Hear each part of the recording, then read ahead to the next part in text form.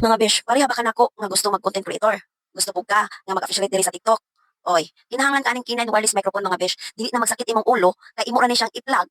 Dayon i-on mo na siya which is mugli na siya mga besh. Dali na kayo i-connect wireless pa jud mo ni siyang kinay wireless microphone. Klaro imong tingog nga mura kag professional kung mamaligya ka diri sa TikTok. Di na ka mabalaka kung layo ka sa imong cellphone, dili pa sa una nako nga mag cellphone anak iduol jud ako ang akong babasa ko ang cellphone kay para madungog jud karon no need na ako lang siyang ibutang sa kusinina.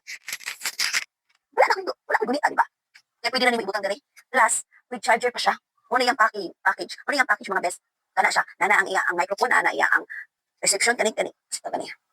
I-plug and play ra na mo na. Oh.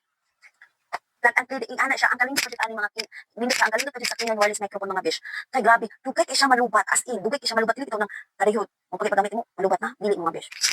Kung gusto ka professional ang tingog sa imong mga videos, kung mag-affiliate ka, gusto nagtano ka mag-affiliate din sa TikTok, o gusto ka mahimong content creator, recommended din siya mga besh. Daan, gamay, plug and play ra ni siya mga best. Easy to connect ra kayo ni siya sa inyong cellphone. Na siya para sa Type-C, na siya for iPhone, na siya Type-C plus iPhone, na siya Type-C plus iPhone plus V8. So asa pa ka ana? Gamay ra o dili na mo. Gamay ra kay na siya. Ingani ang karton na siya battery, na siya microphone, na siya iya ang katong reception. Asa pa man ka ana? Nga mura na ka professional, barato pa kaayos tanan. Dili na ka kinahanglan idulit imong naong dinha kung mag-video ka. Kay madungog ra jud bisan asa ka kay bisan paglayo ka sa imong cellphone, cover kaayo mga besh. Power kayo ang iyang gamit. Kung mag-vlogging ka, mag-streaming ka, na kay online class, gamit kayo siya kay dungog. Dungog kayo kay clear kay ang tingog.